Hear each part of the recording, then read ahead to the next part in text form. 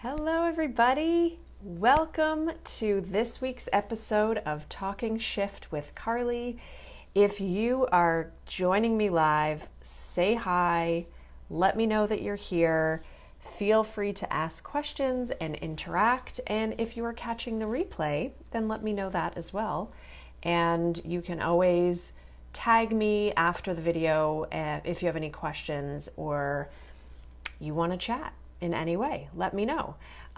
So today's topic is for those who may be struggling with making decisions. You might be someone who tends to overthink or second guess or toss and turn at night because your mind won't shut off, because you're ruminating over whether you got the decision right. And what happens is this uncertainty may cause you to spin, to spiral, to procrastinate, to worry, or to feel anxious and distract you from actually getting anything done. So let me know if you can relate to that. Type yes in the comments if that speaks to you or if that resonates with you. So in the next few minutes, I'm going to help you become more confident when it comes to making tough decisions. And I'm going to share with you a 5-step process that I use, and I also teach my clients how to use this as well in order to make tough decisions. But before I go any further, I want to introduce myself because there's people joining this group every week. And so if you're unfamiliar with the work that I do, my name is Carly Cooper, and I am a spiritual business and mindset coach, and I'm a creator of the Awaken Your Abundant Mind system. And this is the program that I created and I work with ambitious coaches and entrepreneurs who struggle with feeling self-doubt and fear and resistance, and I teach them how to have an unshakable belief in themselves so they can feel more confident to show up bigger in their life and in their business, to attract clients, and to make more money in a way that feels really, really good for them. So I recently had a conversation with a client of mine, and she was really torn because her current place of employment let her position go, so that no longer existed. But they had another option for her.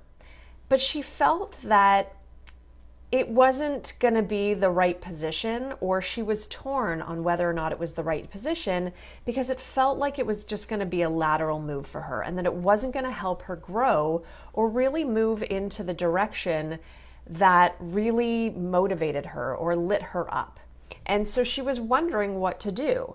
And I believe that so many of us are faced with this dilemma when we have a choice, because our logical mind kicks in and the stuff that it tells us makes perfect sense, right? We think, well, it's a job, it's secure, I'm going to continue to make money, so I'll feel better because money will come in. I know it, I'm familiar with it, it feels safe, it feels comfortable. And in these times of uncertainty, shouldn't I just be grateful that I have something coming in? And I'm already good at it, right? So all of that makes perfect logical sense. But when we only make choices and decisions from this logical space and this type of energy, then we tend to find ourselves back in this place of unhappiness pretty quickly. Because just because the job changed, it may look a little different, but our feelings behind the job haven't changed. And so we still feel the same about it. So instead, you want to start making decisions based on what your heart is guiding you towards, because that's where the truth always lies. That's where your passion is. But what often happens, and I see this time and time again, is the moment you start to go there, to dream, to imagine what going after something new could look like, panic sets in.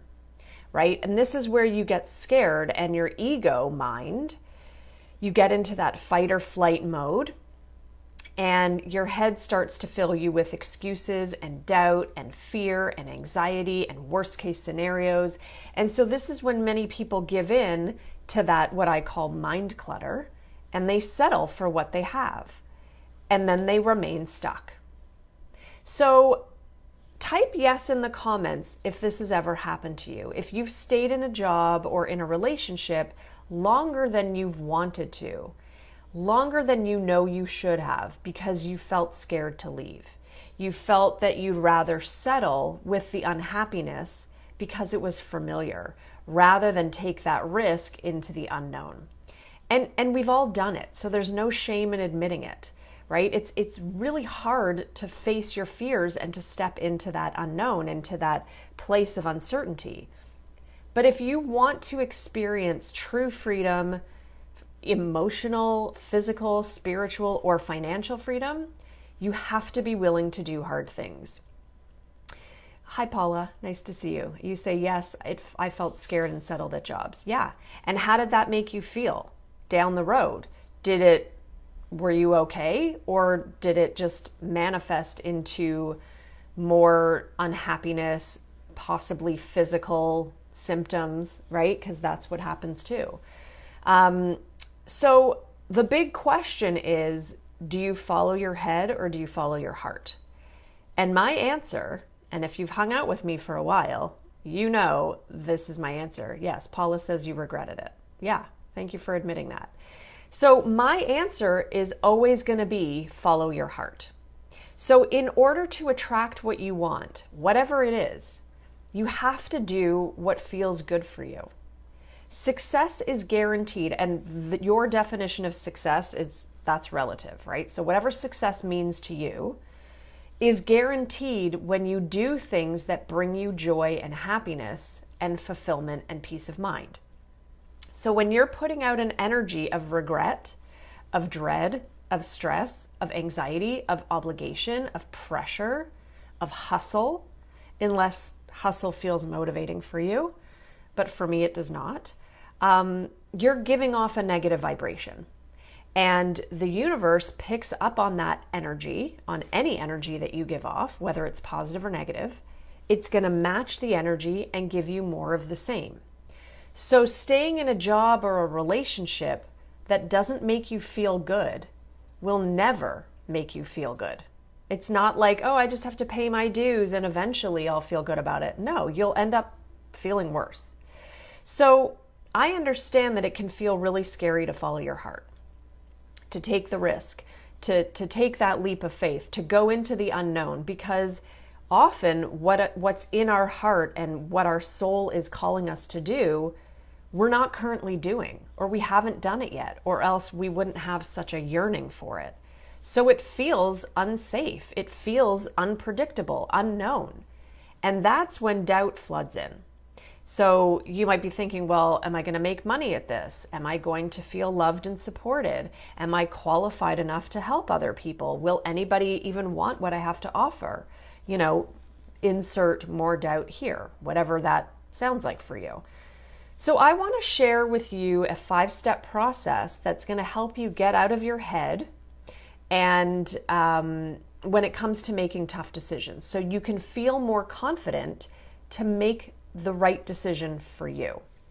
So if you have a pen and paper, you can grab it now and write these steps down. And if you don't, then just watch the replay and you can write it down. So first, I want you to think about something that you've been struggling with lately to make a decision on, something that's been keeping you up at night, or it's stressing you out, or you're flip-flopping, whatever that is. Just think about that. And that's the one I want you to work on right now. And then I want you to start with these questions. What's the end result you're looking for? So what do you most want to feel at the end, right? What do you want most? And then once you can define that, ask yourself, well, why is that important to me? And write that down. And then when you've done that, and I want you to take your time with this. I'm rushing through it just for sake of timing and because we're not actually doing this together. So take your time with each step. After you've done that, the next step is to list all of the options that you have moving forward. So if you're in a current job and you've been given options, write those down. And if there's something that you've always wanted to try but you've never had the courage to do it, write that down as an option. Or if you're feeling pulled towards a new opportunity, or maybe you want to leave a current job to start your business, write that down. Or it doesn't even have to be work related. This could be a new hobby or a new course you want to take, or a new venture that you want to pursue. Just write them all down. And then the third step is to take each opportunity and go through the old-fashioned way by writing a pro and con list for each one. So this is where you want to write it down. Don't just look at it and think about the pros and cons, write them down. It's so much more effective to get it out of your head and see it on paper in front of you. And then the fourth step is to look at each opportunity and write down the worst case scenario. I want you to take a moment and go down the rabbit hole of what if it doesn't work out. And so you're going to look at this and be like, okay, well, let's say it's starting a new business. Okay, well, what if I start a business and nobody wants what I have to offer? Okay, and then what? And if nobody wants what I have to offer, then I won't make money. Okay, and then what? Well, if I don't make money, I won't be able to pay my bills. Okay, and then what? If I can't pay my bills, then I'm going to go hungry and I'm going to lose my house. Okay, and then what? Then I'll be homeless. Like literally break it down to the worst possible scenario. And I know that this is a little counterintuitive to what I typically talk about, because I'm all about best case scenario and positive and, best outcome, and think about what you want and let's not focus on what we don't want. But for the sake of this, it's really important to do this step, because it's going to force you to face the fears that are holding you back, right? And you're going to be thinking about them anyway. So I'd rather just call it all out, get it on the table once and for all, and then it will help you to bring the fears to light, and the reasons why. It's just going to bring everything to light once and for all. And because you're thinking about it anyway, the reasons why you choose to stay in something that you're not happy with, or why you wouldn't consider taking the risk, are going to be revealed because of these fears that you have. So when you write out the worst case scenario and you really go there, once you have that out on the table, then you can start to process it. And what's going to happen is your mind is going to naturally look for solutions. So when you have a problem in your mind and you put it out there, then what's going to happen is your mind is going to start to come up with solutions or resources or an answer to the problem. And that's going to help you process what's the next step to do. And so you're going to find that you're going to get more creative downloads and solutions to the problems that you feel that you have right now. So I hope that makes sense. By going through the worst case scenario, you're also likely to notice that it's not going to happen, right? It's not going to be that bad. You're not going to get to that point where you're homeless or, you can't afford to, you just won't, right? So yes, we fear that, but if you feel that you're on that trajectory, your mind is going to kick in first with solutions. And so once you realize that your fear isn't really legitimate, it's not that scary anymore, and it's going to give you more confidence to move forward. So the final step that I want you to take is to write down who else this decision or choice is going to affect. So taking this new position or starting your business or doing whatever else you want to do, who else is going to be involved in that? Your family, your friends, your coworkers. How do you feel that this is going to affect them? And a lot of times we hold ourselves back, whether consciously or subconsciously, and we create a story around what we think others are going to think about it. And so we just don't even try.